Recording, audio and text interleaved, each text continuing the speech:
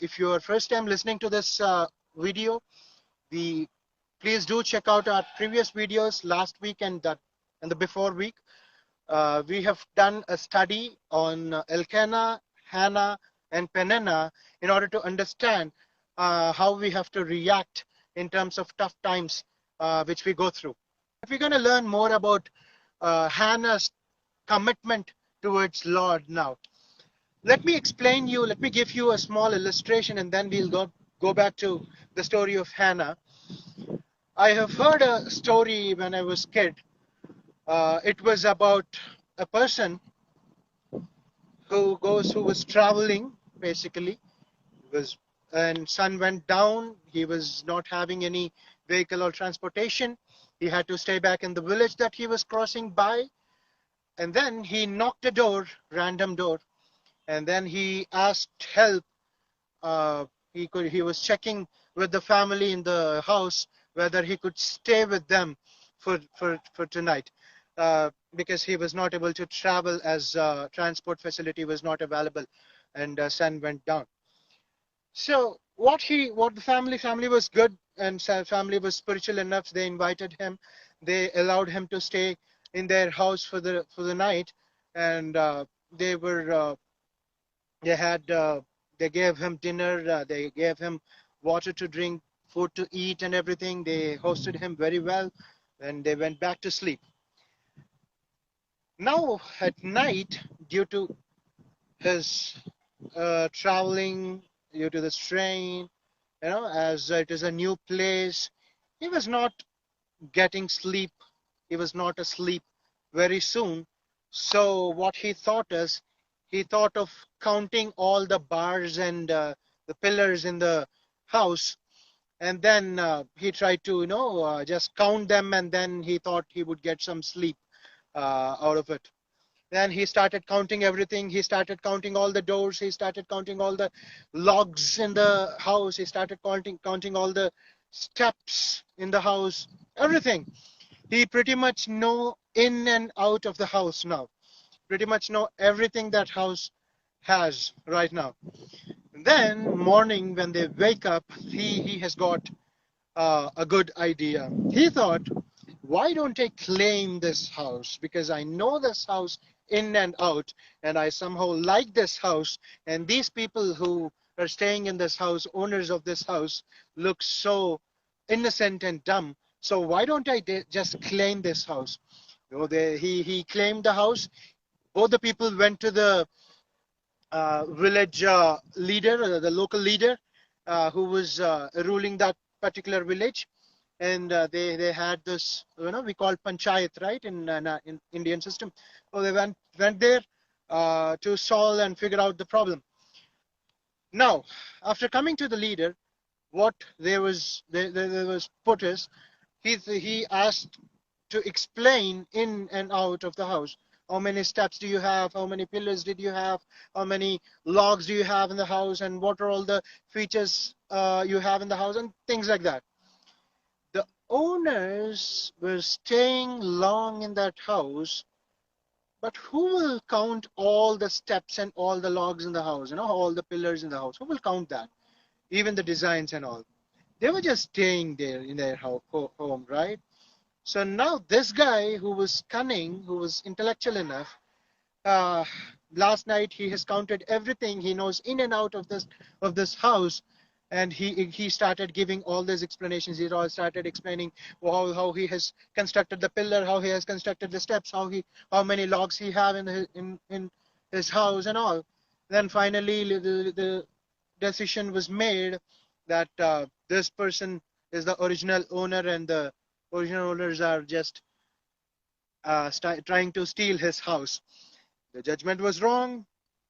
The cunning guy got his house, got the house, and he went back.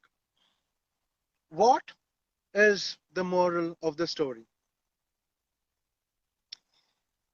We know we have to understand our home first. We have to, scrutinize and know everything about our house first. That is the first point. But what is the main point that we have to understand? We have to understand that there is no gratitude in this world.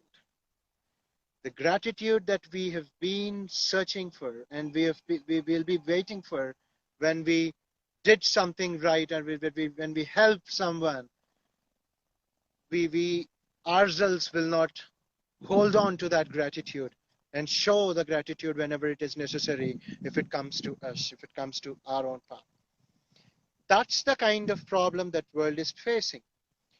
If you ask a random guy during this pandemic times, the pandemic is so much that people are not able to earn, people are not able to make their bread, earn their bread. Now we see a lot of people helping many people, helping many people who are on the streets, helping many people who are on the who are needy, and helping stray dogs, and helping everyone around. That is good. Helping each other is good. During these tough times, we have to show our humanity and help each other. But if you ask a random guy who helped his neighbor, or a street, or a person who's in the street, what is he helping for? Is he expecting anything from that person who was not able to uh, earn his bread, who is on the roads, or on the streets? Or some people are helping stray dogs, stray animals. What are they expecting from them? Are they expecting any money, any recognition from that particular person? Often we see this. We see people helping not for the sake of money, because they're able to earn these days, not for the sake of properties or wealth, because people are able to earn these days. They have many tricks to earn. But people, if you ask, I'm uh, putting myself in a devil's advocate, and I'm taking the finest and genuine guy's response. He says, it gives me satisfaction.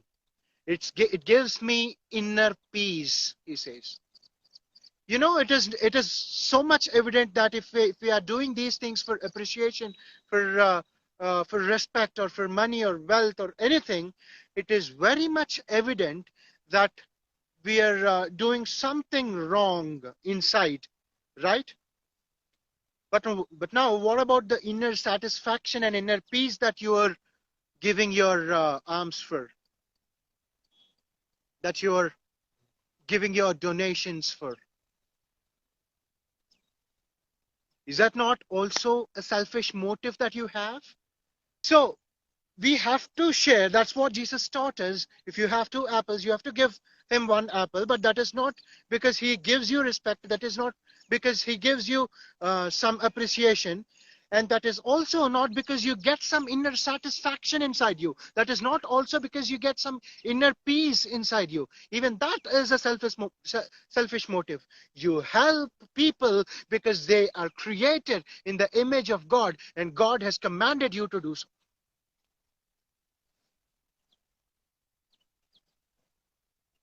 There is a vast difference between giving donations or helping people for our inner satisfaction, and helping people because they were made and created in the image of living God. That's what Hannah's mentality was uh, when God has blessed her with a child. I request you to go back and read Samuel's 2nd chapter, where Hannah prays a beautiful prayer ever recorded in Bible. It is very beautiful that it manifests the entire principle of Bible in those few words of prayer that Hannah has prayed. And why I have brought this topic is, look at Hannah. Hannah was blessed with Samuel. Hannah was blessed with child. She was in so pain and agony before that. Peninnah was continuously provoking her, yet she did not keep the blessing for herself. Rather, she has given the blessing to the Lord. You know what? There is no greater gratitude than to utilize the talents that God has given to you for His ministry. Showing gratitude.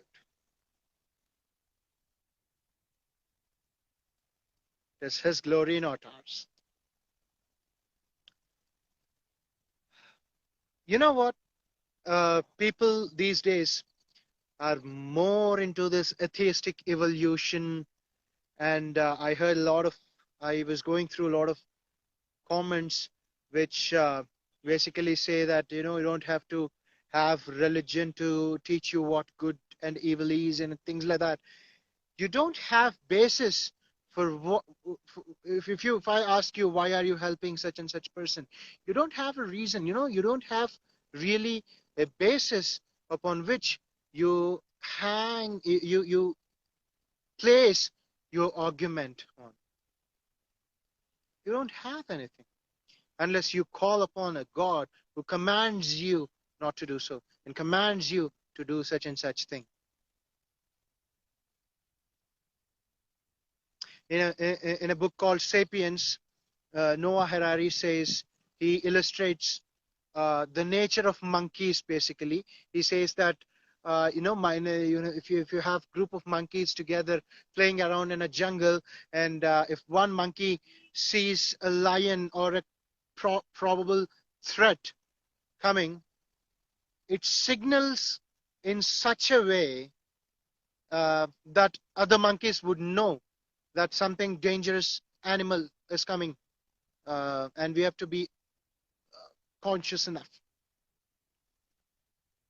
And then he goes on to say the morality of he explains to say that the morality of monkeys are not, I'm sorry, are not as the morality of human beings. He says that if a monkey is signaling another monkey which has got a banana in his hand, that lion is coming, in order to confuse it and grab the banana, it is obviously lying, right? For a monkey to lie and grab its food is not something which is morally wrong. But for a man who saw a Lamborghini going beside him, which he likes a lot, and hitting that person and grabbing his Lamborghini is a sin. You know that people say that 98 point some percentage of DNA match between monkeys and human beings. There's a hell lot of difference between its moral objectives and our moral objectives. And this moral objective is not because of some social reformation that we have gotten or some biological evolutionary process that we have gotten, but it is because of the God who commands you that you are created in the image of God, and so is your neighbor and your brother. So respect him, respect his property, respect his things, not steal. Now that's the kind of uh, paradigm that we are in right now, and we can't draw any possible explanation, none, in order to explain why we are being generous enough in these kinds of pandemic situations and helping people and stray dogs. No reason, no moral reason. We are just being hypocrites and telling that we are showing some humanitarian deeds to the world. There is no such a thing called humanitarian deed which is based on morality without God in its picture. That's the thing that we have to learn from Hannah. That's the thing that we have to learn from the story of Samuel being consecrated in the temple of the living God. The gratitude that we have, the faith that we have, should be reaching to God as a reflection. If I am looking at a mirror right now, I'm looking at the phone. I am looking at my own reflection in the phone as I have turned on the front camera and coming to life. Looking at the reflection what I have. You know, the image that I am seeing has no individual personal will of itself, but it has to act according to my action. That's the kind of image that God is looking at you, looking in you and me, when He calls you and me the image of living God. And He created you and me in the image and likeness of living God. He is the author. We are His work, handiwork. He is the dreamer. We are His dream.